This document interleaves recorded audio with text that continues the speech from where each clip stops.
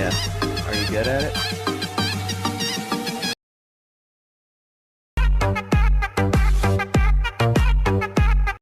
Already हेर्नु नै भयो होला हजुरले पनि यस्तो भिडियो इजी तरिकाले नि बनाउन सक्नुहुन्छ। यस्तो खालको भिडियो बनाउनको लागि चाहिँ फर्स्टमा हामीले क्यापकट चाहिँ डाउनलोड गरेको हुनुपर्छ। डाउनलोड गरिसकेपछि हजुरले सिधै क्यापकटमै क्लिक गर्नु होला।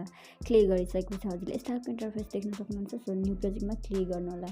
न्यू प्रोजेक्टमा क्लिक गरिसकेपछि अब चाहिँ हामीले फोटोजमा जानुपर्ने हुन्छ। फोटोजमा गइसकेपछि हामीले टोटल 8वटा फोटो सिलेक्ट गर्नुपर्ने हुन्छ। टोटल 8वटा फोटो सिलेक्ट गर्नु होला। टोटल 8वटा फोटो सिलेक्ट गर्नु होला। सो यहाँ देख्न सक्नुहुन्छ मैले फोटो सिलेक्ट गर्ने चाहिँ टोटल 8वटा। सो यहाँ देख्न सक्नुहुन्छ आफ्नो फेभरेट बेस्ट फोटो सिलेक्ट गर्नु होला। सिलेक्ट गरिसकेपछि अब हामीले चाहिँ एड गर्नु होला। एड अप्सनमा क्लिक गरेर एड गर्नु होला। एड गरिसकेपछि अब हामीले यसरी स्लाइड गर्नु होला। फर्मेटमा क्लिक गरेर हामीले 60:9 राखिदिनु होला। राखिसकेपछि फेरि ब्याक आउनु होला। ब्याक आइसकेपछि अब हामीले अल फोटोलाई हामीले रोटेट गर्नुपर्ने हुन्छ 90 डिग्रीमा।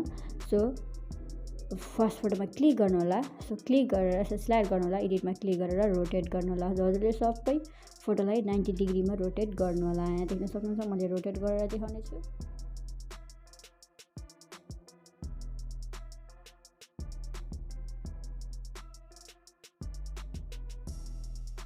फोटोलाई रोटेट गरिसकेपछि अब चाहिँ हामीले स्क्रिनमा फिट गर्नुपर्ने हुन्छ। फोटोलाई फोटोमा क्लिक गरेर यो चाहिँ स्क्रिनमा फिट रहेको छ। सो यहाँ देख्न सक्नुहुन्छ स्क्रिनमा फिट छैन भने स्क्रिनमा फिट गर्नुलाई यो फोटोहरू चाहिँ अल फोटोहरू स्क्रिनमा फिटै रहेको छ। यो चाहिँ फिट छैन। सो स्क्रिनमा 2 फिङ्गर गर्नाले जुम गर्नु होला। यहाँ देख्न सक्नुहुन्छ। सो गरिसकेपछि इन्डिङले गरेर चाहिँ हजुरले यो वाटरमार्कलाई चाहिँ डिलिट गर्नुपर्ने हुन्छ। सो डिलिटको अप्सनमा क्लिक गरेर डिलिट गरिदिनु। गरिसकेपछि अब चाहिँ हामीले फोटोलाई टाइमिङ दिनुपर्ने हुन्छ। एनिमेसन दिनुपर्ने हुन्छ। देख्न सक्नुहुन्छ इफेक्टमा पनि दिनुपर्ने हुन्छ। सो यहाँ देख्न सक्नुहुन्छ गरिसकेपछि अब हामीले चाहिँ यहाँनिर हामीले टाइमिङ दिनुपर्ने हुन्छ। हाम्रो फर्स्ट फोटोको टाइमिङ रहेछ 5.9 रहेको छ। 5.9 दिनु होला। फर्स्ट फोटोको टाइमिङ 5.9 रहेको छ। 5.9 दिनु होला। त्यसै गरी हाम्रो सेकेन्ड फोटोको टाइमिङ रहेको छ 0.6 रहेको छ। 0.6 नै दिनु होला। त्यसै गरी थर्ड नम्बरको पनि 0.6, फोर्थ नम्बरको पनि 0.6, फिफ्थ नम्बरको पनि 0.6, सिक्स नम्बरको पनि 0.6, सेभेनको पनि 0.6,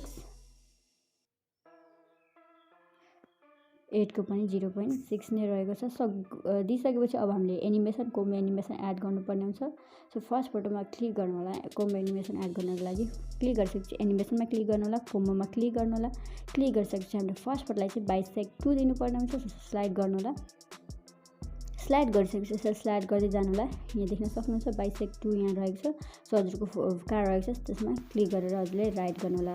र अल टोटल हामीले 7वटा फोटो टोटल 8 फोटोलाई चाहिँ हामीले पेन्डुलममा दिनुपर्ने हुन्छ। सेकेन्ड फोटोमा क्लिक गर्नु होला। एनिमेसनमा क्लिक गर्नु होला। फेरि कोम्बोमै जानुपर्ने हुन्छ। सो यता चाहिँ हामीले पेन्डुलम 1 अल फोटोलाई पेन्डुलम 1 नै दिनु होला। सो यसरी नै दिनु होला। हजुरले पेन्डुलम 1 नै दिनु होला। सो दिइसकेपछि हामीले फेरि राइट गर्नु होला। राइट गरिसकेपछि अब हामीले ट्रान्जेक्सन एड गर्नुपर्ने हुन्छ। ट्रान्जेक्सन एड गर्नको लागि यहाँ रहेको छ व्हाइट कलरको बक्स रहेको छ। त्यसमा क्लिक गर्नु होला। क्लिक गरिसकेपछि क्यामेरामा जानु होला। क्यामेरामा गइसकेपछि पुलिनमा क्लिक गर्नु होला। क्लिक गरिसकेपछि अप्लाई टु अलमा क्लिक गर्नु होला।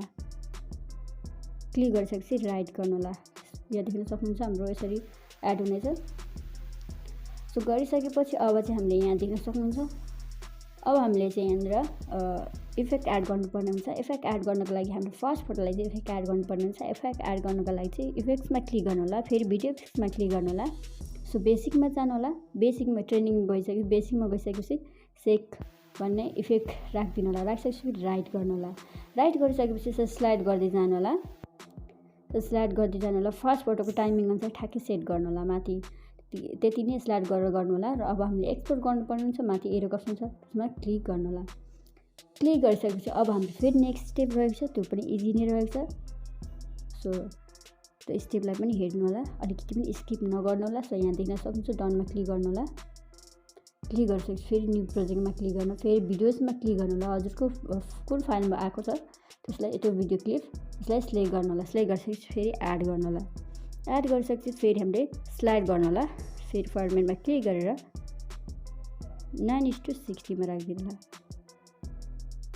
राखिसकेपछि फेरि हामीले भिडियो क्लिपमा क्लिक गर्नु होला। क्लिक गरिसकेपछि फेरि यसरी स्लाइड गर्नु होला। हामीले 90 डिग्रीमा थियो, यसलाई सिधा पार्नुपर्ने हुन्छ, 270 डिग्रीमा पार्नुपर्ने हुन्छ। सो एडिटमा क्लिक गर्नु होला, 1 2 3 टाइम्समा क्लिक गर्नु होला, 3 टाइम्स रोटेटमा क्लिक गर्नु होला। फेरि ब्याक आउनु होला। ब्याक आइसकेपछि हामीले ब्याकग्राउन्ड म्युजिक पनि एड गर्नुपर्ने हुन्छ। सो यसरी स्लाइड गर्दै लास्ट पोजिसनतिर जानु होला। वाटरमार्कलाई सिलेक्ट गरेर हजुरले इन्डिङलाई डिलिट अप्सनमा क्लिक गर्नु होला। क्लिक गरिसकेपछि अब हामीले ब्याकग्राउन्ड म्युजिक पनि एड गर्नुपर्ने हुन्छ। सो ब्याकग्राउन्ड म्युजिक एड गर्नको लागि पनि स्टार्टिङ पोजिसनमै आउनु होला। आइसकेपछि एड अडियोमा क्लिक गर्नु होला, एक्सट्र्याक्टमा क्लिक गर्नु होला। ब्याकग्राउन्ड म्युजिकको डाउनलोड लिङ्क पनि हजुरलाई डिस्क्रिप्सनमा राखिदिन्छु, हजुरले त्यहाँबाट डाउनलोड गर्नु होला। सो सिलेक्ट गर्नु होला ब्याकग्राउन्ड म्युजिक। सिलेक्ट गरिसकेपछि इनपुट साउन्ड अनलीमा क्लिक गर्नु होला। क्लिक गरिसकेपछि अब हामीले चाहिँ यहाँनिर यो अनियन पार्ट आउनेछ।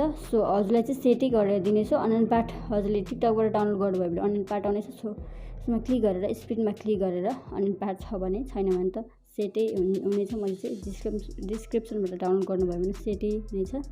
सो अनियन पार्ट हुने छैन। सो अनियन पार्ट छ भने हजुर चाहिँ डिलिट अप्सनमा क्लिक गरेर डिलिट गरिदिनु होला। क्लिक गरिसकेपछि अब हामीले ग्यालेरीमा सेभ गर्नको लागि माथि एरो अप्सन छ, त्यसमा क्लिक गर्नु होला। क्लिक गरिसकेपछि हजुरको ग्यालेरीमा सेभ हुनेछ। So thank you so much guys. Next भिडियोमा भेटौँ। हजुरलाई यो भिडियो मन पर्छ भने एक लाइक, कमेन्ट, सब्सक्राइब पनि गर्नु होला। So thank you.